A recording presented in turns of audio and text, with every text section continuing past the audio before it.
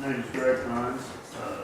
Live up near 29 and 190. Just a few comments on the document and a few questions on the document, and then a few comments on what's been said tonight. When you're talking open pits, are you talking reserve pits associated with the drilling and completing of the well, or are you just talking open pits with control of produced water? Usually I don't answer these questions, but this one I will. As far as drilling is concerned, we're requiring closed loop systems. You're requiring closed loop systems, based on what? That's what this county decided to do. Only in the MOU. Only in the MOU. Only in the MOU. You're requesting closed loop systems. It's in the MOU. It's a more dangerous method of doing the drilling for an oil and gas well. You know, you're losing a limited system, more moving parts. Your chance of spills are greater than with the reserve pit. You put a reserve pit out there, you've got more control over your well, the pit will handle your cuttings better, and you will close the pit at the end of the drilling process, and it's a done deal.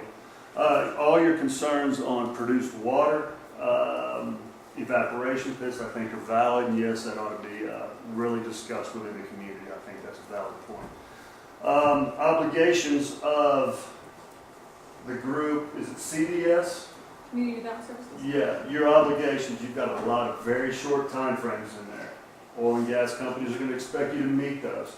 If a play does get started in this county and there is a lot of development, I hope you're prepared to staff up and meet the time frames you've got in this document, because they are very tight.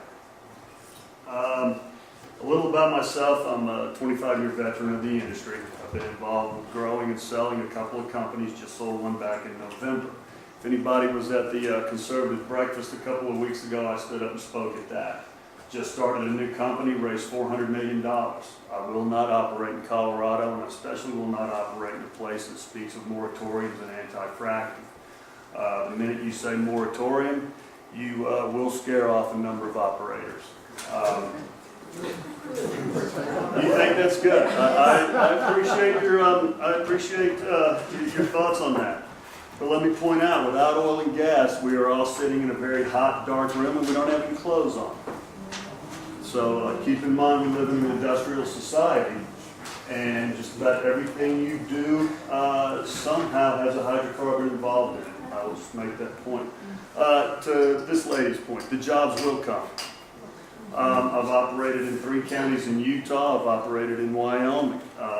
Jobs that we created through these oil and gas companies I've worked with, they are still there after 10 and 15 or more years.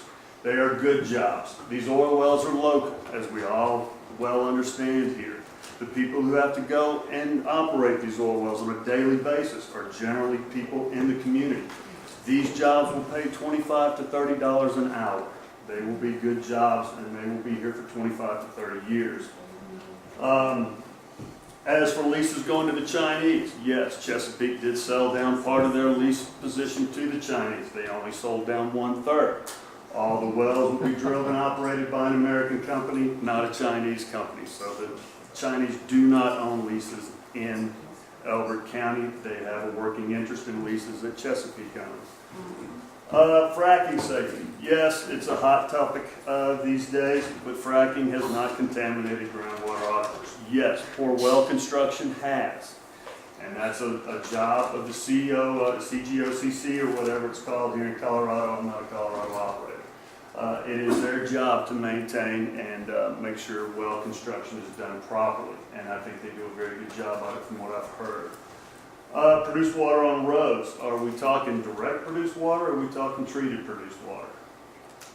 I've treated a lot of produced water that's come out of wells, and I've done a lot of dust mitigation on dusty roads with treated produced water and had no issues. Drilling rate and spacing units. I think it was your thing. You know, it's nice to say we need to slow this down, we need to put a moratorium, but these companies came in here several years ago for the most part, paid a lot of money to a lot of people. These leases have 3 to 5 year terms. You can't just unilaterally go in and say, we're going to slow it down, because that may or may not be a force majeure issue in people's leases, so that's a taking of an individual's right to have his minerals developed. As to Chip's comments, yes, ad valorem taxes. that will be taken from this community on oil and gas production will provide a lot of revenue back to this community. From what I understand, we assess our houses at about 8%. We assess our oil and gas property at 87.5%. That is a significant amount of money that can come back to this community. So I know everybody's got I guess, a real emotional take on this topic. For the most part, oil and gas companies, everyone I've been involved in, is not out here to screw anybody. We're out here to produce oil and gas for the benefit of this country and local communities. And it can be done, and it will be done safely, and I think we need to be considerate. I do want to commend the effort you put into this document. I think it could possibly be a workable document for most companies. Thank you.